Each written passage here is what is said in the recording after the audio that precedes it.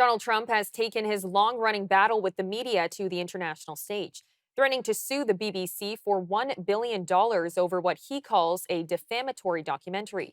His lawyer claims that the film included misleading and inflammatory edits to a speech Trump gave before the January 6th Capitol riot. We're going to walk down to the Capitol, and I'll be there with you, and we fight. We fight like hell. We're going to walk down to the Capitol, and we're going to cheer on our brave senators and congressmen and women. The legal threat has plunged the BBC into one of its biggest crises in years, raising serious questions about what the future of the UK's public broadcaster amid growing political and media polarization. In a letter to a parliamentary committee on Monday, the chair of the BBC apologized for what he called an error in judgment over how Trump's speech was edited, which he conceded. And he said that it did give the impression of a direct call for violent action. The BBC's outgoing director general, who resigned on Sunday, spoke to the media and said that he was proud of his team. Just want to say a couple of things. I'm here to lead and support the BBC. I'm very, very proud of our journalists in this building. They're doing work I think that's incredibly important. I want to thank every one of them. They're doing a wonderful job. Also, everyone across the BBC doing their thing for the UK. And personally, I'm here to lead and support them. The BBC's going to be thriving, and I support every one of the team. I'm very proud of them. Thank you very much, Aaron. How will you be responding to that? And on Tuesday, Britain's government rallied to the defense of the BBC after allegations of bias from its critics. At a time when the lines are being dangerously blurred between fact and opinion, news and polemic, the BBC stands apart. It is a light on the hill for people here and across the world. Trusted news and high-quality programming is essential to our democratic and cultural life. All of us in this House should value it, uphold it, and fiercely defend it. I'm now joined by our contributor, David Clement, to break down the recent allegations towards the BBC.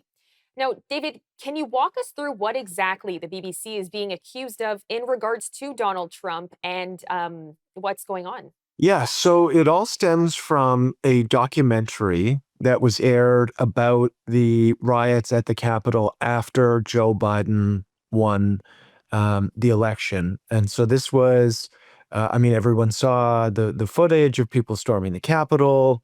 And essentially what the BBC is accused of is, whether intentionally or not, editing Donald Trump's words to infer that he was promoting violence at the Capitol. And I'll give viewers the exact kind of what was spliced together and what the full quote was.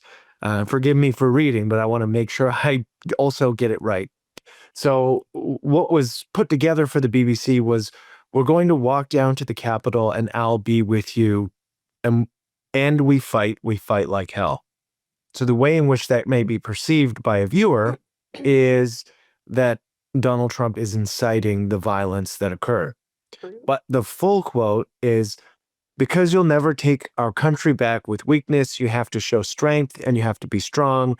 We demand that Congress do the right thing and only count the electors who have been lawfully slated," saying, "I know that everyone here will soon be marching over to the Capitol building to peacefully and patriotically make your voices heard." And what makes it more interesting here is that nearly an hour later is where the "we fight like hell" comment comes from. But he wasn't referencing people going to the Capitol with that quote. And so it gives off the appearance that the BBC essentially was splicing the president's words to infer something that he denies. And so that's really the crux of the argument here. And David, what has been the fallout within the BBC and what's happening here? Well, it's been pretty significant. So we've had major resignations. We've had both the director general and the CEO of the BBC resign. And I mean, anytime you have two senior executives resign almost simultaneously, that is a big problem for the BBC and the future of the BBC. And so, I mean, we're still trying to figure out what comes next, but understandably so. This has become political, and we are going to continue to see, I think, the BBC tossed around in British Parliament back and forth in terms of accusations of bias and things like that. And it's important to highlight here that the BBC, yes, it's a state broadcaster, um, but it has a mandate to be impartial, and that is really the question at hand now. Is that is the institution actually behaving in line with its mandate from the British people? And what does this mean for the BBC moving forward? And what impact could this have on the US UK relations? So domestically, it will become a hot button issue. People will debate in the UK over the funding model. So the BBC is funded differently than, let's say, the CBC in Canada. The CBC is essentially handed money, around $1 billion um, from Canadian taxpayers. The BBC is actually funded through a tax on televisions. So anyone with a TV pays a tax um, in and around, let's say, $200 a year, and that goes to fund the BBC. So those numbers are actually down. They've lost about 300,000 their fees paying citizens.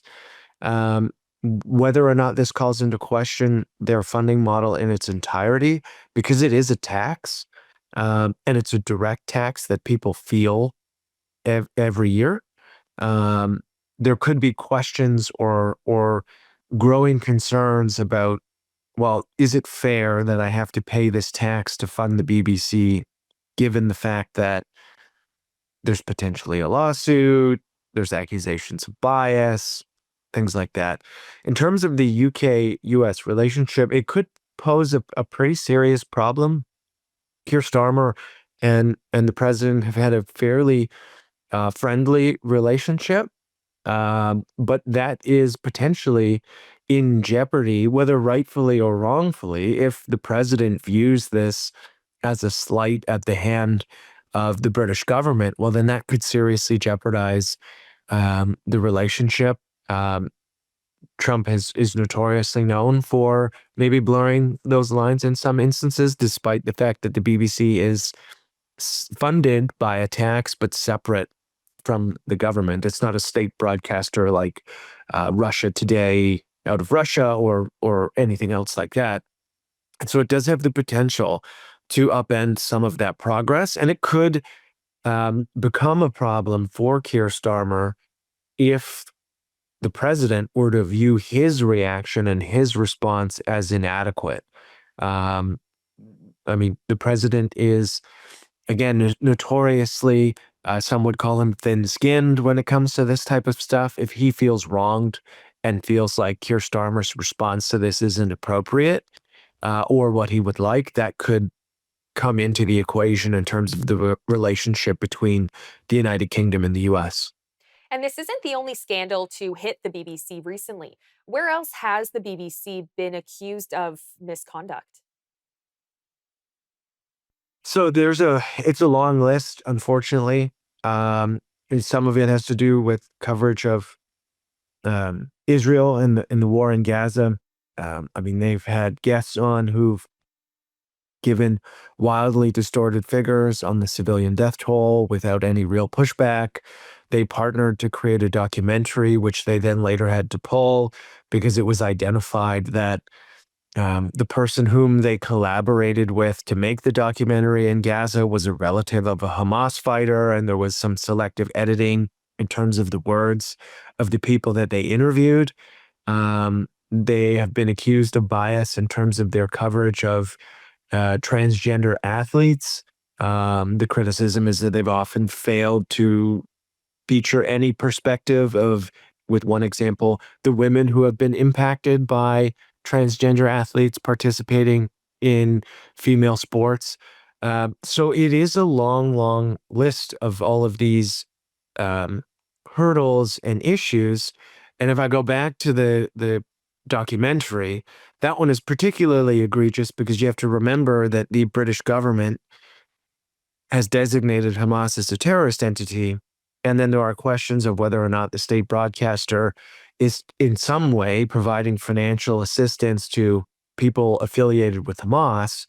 And then that goes back to the question of, if you're a UK taxpayer, do I want to pay my mandated tax on my TV to fund the BBC and have them turn around and turn it into a documentary which potentially funds um, terrorist entities in Gaza, and is done in such a way that it has to be pulled because it didn't meet the BBC's journalistic code.